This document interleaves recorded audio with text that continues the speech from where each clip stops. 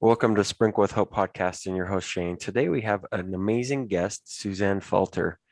After losing her daughter Teal in 2012, she discovered the healing power of self-care.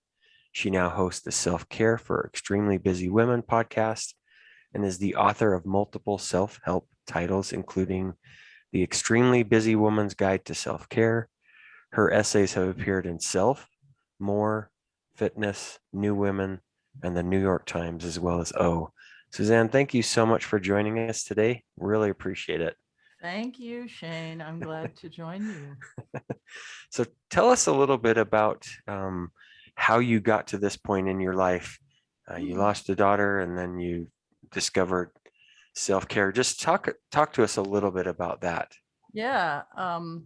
Okay. So there's this saying I uncovered after my daughter's death, which is when something like this happens, you either become bitter or you become better.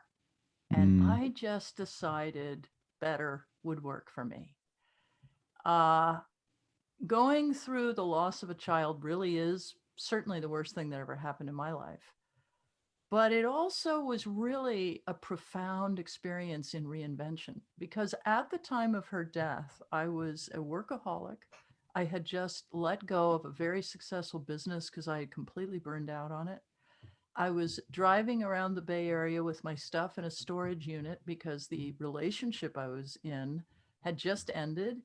I had given up my apartment to move in with this person, and I had no place to live mm, because like 2 months yeah. earlier I moved in and then it was over. Mm, And I didn't know where I wanted to live. I didn't know what I was going to do for work. It was like my whole life had just been thrown up in the air. And I had only arrived 2 years earlier, so I didn't even have a lot of friends. I had like kind of like nothing. And yeah. you know, my daughter, by contrast, was a free spirit who would you go to an airport with some money in her pocket that she'd earned being a waitress and look at the departure board and just pick a place. Wow. Wow. Where could she afford to go? And she'd have her backpack and her guitar, and she was completely self-sufficient.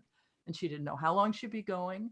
She would like email us a day or two later, "Hi from Morocco." I mean, literally, literally. Wow. And she was an extraordinarily present person and a very joyful person Mm, who had fun a lot of the time. Now, she also had epilepsy, and her death was caused by a medically unexplainable cardiac arrest. And mm, one in, several thousand epileptics goes through something called sudden unexpected death in epilepsy. And that is maybe what happened to her. Though one of the leading experts in the world on this condition has told me even he can't really say for sure. wow. And all I know is she was living in San Francisco. She had decided to, stay put for a little while, which was maybe 6 months. And I was living there as well. And she had just gotten her apartment and she wanted to be a healer. And she wanted to begin that healing work. She was going to begin the healing work the next day by going to the free college here, the City College in San Francisco, and taking classes in astronomy and Native American medicine and, things that she thought were kind of healing ish. Hmm. Hmm. And that was going to teach her to be a healer. And this was something she came up with on her own. She was actually trained to be a blues singer. She was Oh, a great wow. singer. And that's why she went around with her little guitar, right? Makes sense. So, Yeah. so this, sorry about the dog. You're good. That's no problems. Got a puppy back there. Yeah. No impulse control. Okay. So Teal, my daughter, took off and, was having this big adventure in healing. And we went to dinner. And that night we heard a lecture about shamanism and the connection between the worlds. And she was really acting weird at dinner. She was not as smiley and effusive. She Mm, was really like kind of barely present. Hmm. But whenever she heard the, the speaker talking about the connection between, the unseen world and the waking world, she would turn around and look at me with this intense expression like, "Are you getting this?" And I'm like, "Yes." What is up? Why are we having this exchange? I Yeah. didn't get it. And then 2 hours later, I get a call from the San Francisco General Hospital that she is in critical condition and she's had 2 cardiac arrests and she's in an induced coma, which she may never come out of. And that was when I walked into her hospital room and I had this profound coming to terms with how broken my life was and how my daughter, my wonderful daughter, who had so very little in life but was so happy, was probably going to die. It Mm. was a life-changing moment, really a life-changing moment, because I saw that I had to get my act together and that if she was going to die and I was going to live, I had to do it right. I couldn't just, you know, work my way through the rest of my life, not being fully engaged, not even knowing what my values were, let alone living them. Mm-hmm. And so 6 days later, we took her off life support and she passed away. And it was a really heartbreaking experience. But at the same time, it was shot with strange moments of joy because she lived a truly joyful life and really inspired me and showed me what's possible. And it was just this strange, total loss of so much. Yeah. And, I came out of it. I didn't work for 2 years. I said, okay, whatever that former work was, I will never do it again. I lived extremely simply. I had just gotten divorced from my first marriage, and I had my divorce settlement, and that carried me through a couple of years.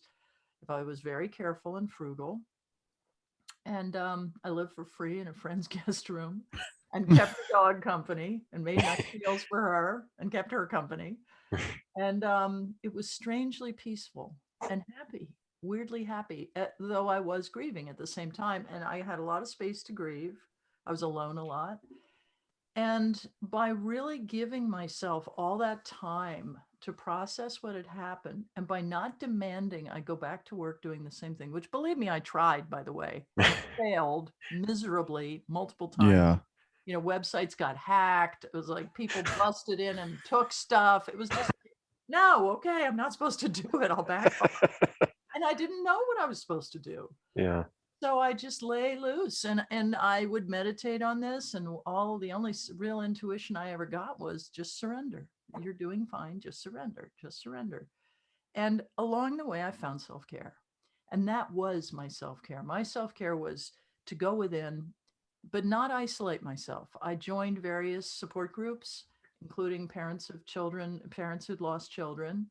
I reached out to the local hospice and got free counseling, which was just amazing. Who knew hospices did this? I found friends. I got into some recovery work and I found friends there. And I began to build this world for myself that had been missing. And it was like all the infrastructure I hadn't had. I worked out every day. I ate a lot of healthy food. I spent lots of time in nature. I slept a lot. I cried a lot. And I wrote. I wrote essays all the time. And I am a writer. That is how I express myself, one of the ways. And all of that was really an effort in self-care. And so pretty soon it became clear I had something to say about self-care. Um, and over time, that really emerged as my message. And then the way the book got published was an agent was reading my blog. She found Mm. me through a different project and she read my blog and she's like, "What have you got that's like this?" So I was like, "Well, I could do a book about self-care, maybe for extremely busy women." She's like, "Like Yeah. that." Yeah. And I did that and I started the podcast, and then I started this Facebook group. What's really crazy about it is I started this Facebook group, the self-care group for extremely busy women, more of the same. And I had like 500 women, and then I had 1,000, and then I had 6,000, and then I had 10,000. It sort of plateaued out. I was like, okay, this is great. I've got 10,000 women who really want to help each other with self-care. Teal would be so happy. And it was Yeah. kind of superficial. It was like, Hmm. how many times a month do you get your nails done? It was like, or sleeping potions do you take to Yeah. sleep? It wasn't really about the inner work of self-care. Uh, And what was pretty wild was one day last February, in February 2021, I woke up expecting to see the usual 30 people wanted to join. It's a closed group, so you have to ask to join and, agree to a few simple ground rules. And 2,700 people wanted to join. And I'm like, okay, that's 2,700 of the same person. And this is a tech glitch, right? Yeah. It was not. It was 2,700 busy Wow. women wanted to join this from all over the world.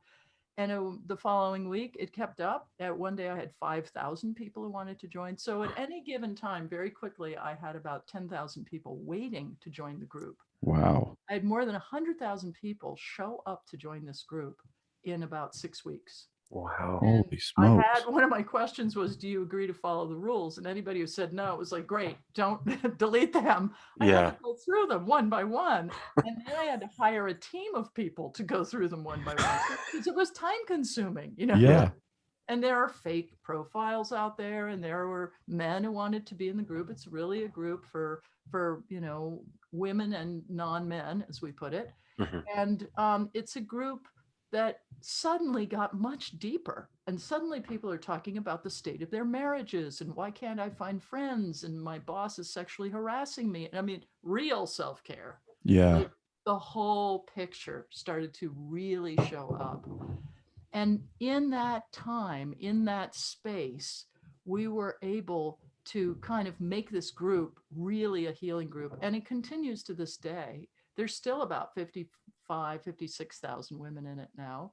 And it's just the perfect size and it's the perfect level of support. These women come together from all over the world, total strangers. They completely support each other.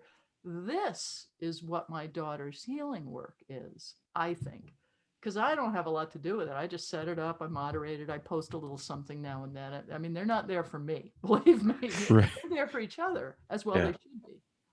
And Absolutely. that has been extremely inspiring to me and a lot of fun. That's awesome. I love it. And I'm all about the inner work and, really working on yourself. Can you kind of break that down for people who may not understand what inner work means? Because some may not, grasp onto that concept of what inner work is, right? Like they think going to the salon or, Yeah, this, that, and the other thing is right. is self-care. Yeah.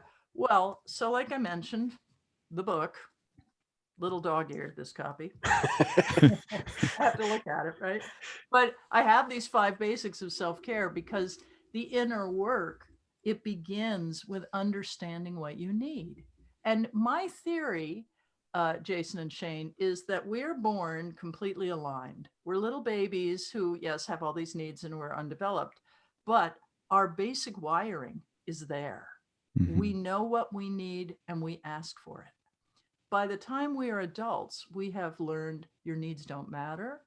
Don't listen to your needs because it's not convenient. You'll never get your needs met. Your needs may be dangerous.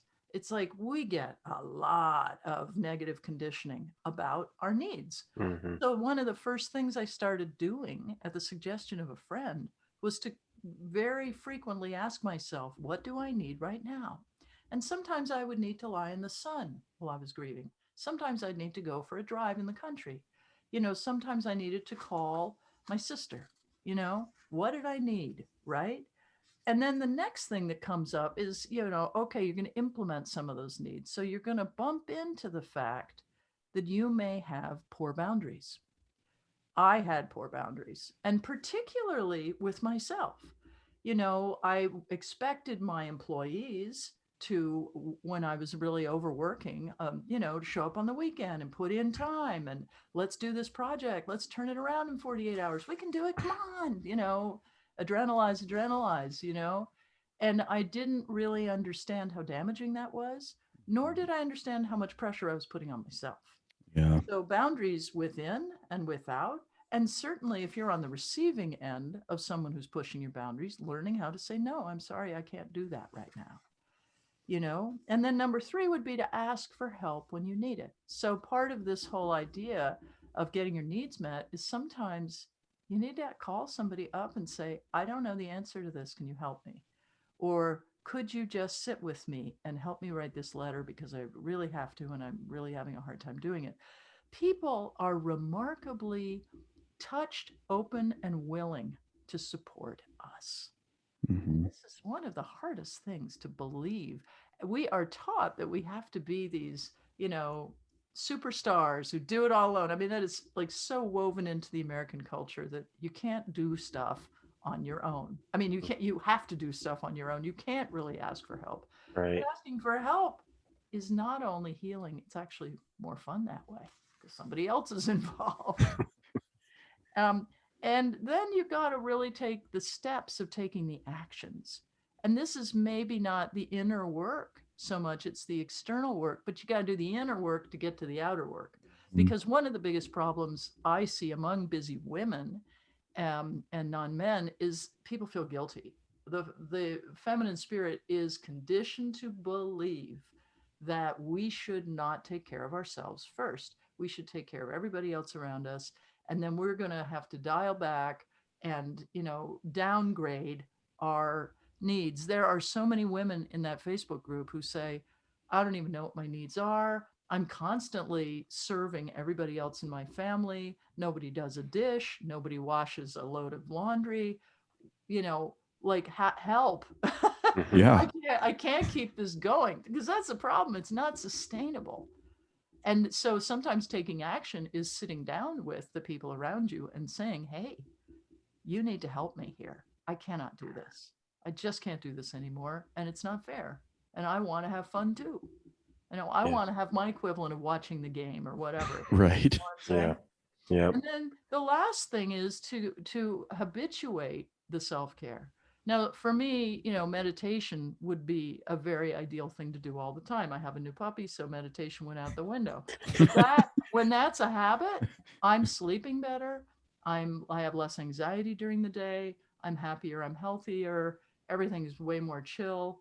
So I'm building a new habit. Can I work meditation in before bedtime after the damn dog is asleep? Yes, I think I can. So we're working towards finding little pockets of time in our life when we can just naturally build in the self-care, going for a walk at lunch every day if you can't get yourself moving. And if you really hate it, putting on, an audiobook or great podcast or some wonderful music, something to, really mobilize you, or talking to a friend. There's a lot of that kind of stuff. So those are sort of the basics, and I hope that answers your question enough. Yeah. Yeah. I think it was great advice. I want to thank you for sharing the story about your daughter and that unfortunate thing that happened. But I was picturing a full circle that she wanted to start the healing process, but it actually turned around and became your healing process, that through that tragic act, that tragic moment, that you through your daughter have found yourself basically. I love that, just thinking about that. That was just beautiful to think about. And I'm sure that she's very pleased with you right now, and is happy. So Yeah. after that, you started this podcast. You also do a podcast as well, and I'm guessing you talk a lot about the self-care and those type of things. Well, yeah. I mean, one of the beautiful things about hosting a podcast is you get to learn a lot because you talk to a lot of interesting people. And I was like, okay, this could be kid in a candy store here. Who do I want to speak to? And what do I want to learn about? And I've done more than 150 episodes, almost 160 now. And I've interviewed experts on psychotherapy and aromatherapy and verbally abusive relationships and codependency and so many aspects. I interviewed a Taiwanese tea expert who Hmm. runs a beautiful little tea shop in Seattle and who sent me some little bags of tea, and we had like a tea tasting on the podcast. It was so Wow, cool That's because cool. what's more self-carey than relaxing with a cup of tea, right? yeah. Right. And my goal is to keep it fun and interesting. And about every third show, I do my own topic that I take on. And I Hmm. just recently did a show about codependency and what it looks like and why we need to address it when it's real and happening in our lives, and how to navigate that. Because okay, I'm 63. I have learned a lot Right. way a lot in the last 10 years at least. Yeah. So I'm, by processing it through the podcast and through my writing, because I'm always reading. I start every show by reading one of my blogs, and I have 350 blogs on my uh, on my website at SuzanneFalter.com that are all the things I've learned as I've gone on this incredible healing journey. And Teal's spirit is very much around me. So thank you for saying that, because she can't help herself as, Yeah. as this Right. disembodied energy that she is. And she's got her healing hands on all kinds of things. Yeah. And Yeah. bodies. I believe that. Yeah, I was picturing that same kind of thing because you were talking about her wanting to be a healer, Mhm. and she absolutely became, yours, right? Like, So true. you know, your healer. So that's a really cool thing that came from that. So definitely, I'm sure that you feel her. I'll tell you a little story about that, actually. It's not always a vague and non-specific thing, even. I had this experience when I was sitting in my little office about a year and a half after her death. And I was just like, what am I supposed to be doing? I am really tired of not knowing. Please send me a sign. Somebody, if you're listening, send me a sign. I can't handle it. And I hear this little voice say, look in your inbox. And I had this wire basket of documents that had kind of followed me from place to place in my journey during that period of going here and going there. And I never cleaned it out because, who wants to clean out their inbox, right? Who even has an inbox anymore? For those who don't know what an inbox is, it's the place you dump all the paperwork you don't want to deal with, right?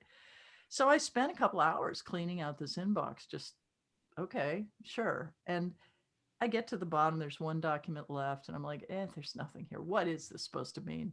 I turn it over, it's a letter from Teal. And she had Oh, written this 7 or 8 months earlier and given it to me for Christmas. And I no, let's say 7 or 8 months before her death, right? And she'd given it to me for Christmas. And it was a letter saying that she believed that we were meant to be leaders in light together. And I hmm. support you to do whatever healing work you have to do in the world, Mom, as a leader in light. I just want you to know that. Hmm. Wow. Wow. That Isn't that that is, extraordinary? That yeah, is extraordinary. I have definitely it a framed, sign. okay? Right.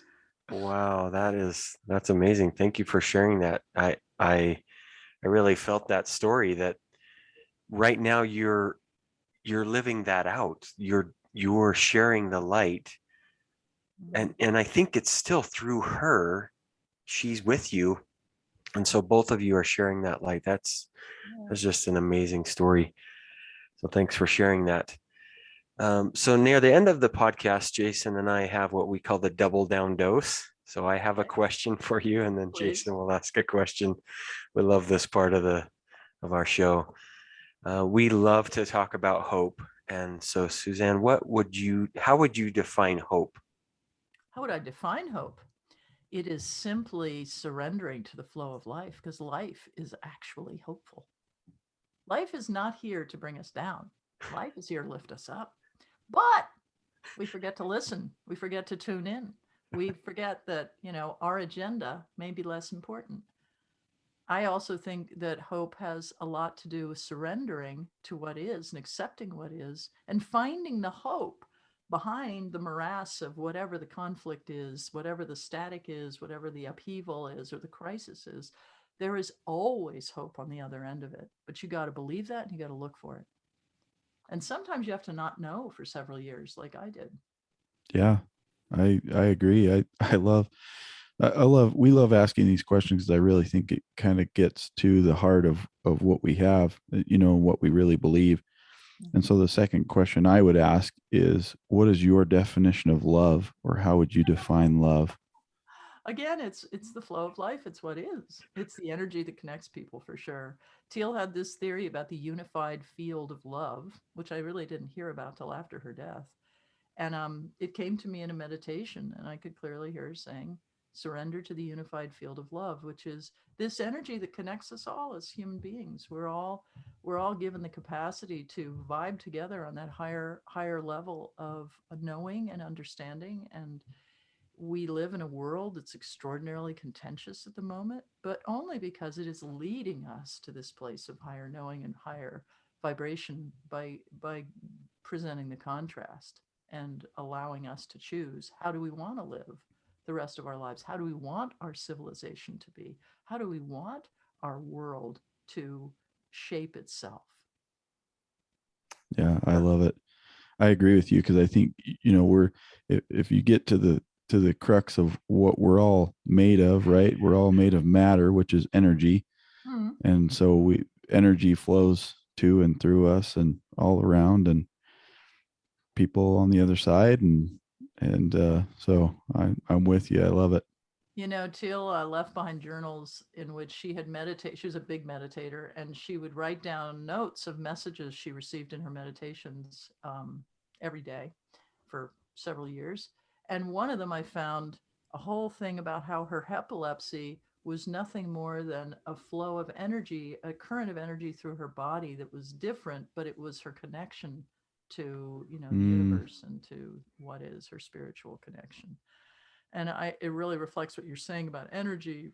If it is matter, and if it is energy, then love is the healing energy. Yep, I agree. Awesome. Really agree. Love Well, it. yeah, great discussion with you today. We really appreciate you taking the time to speak with us and share very insightful thoughts and your experiences in life.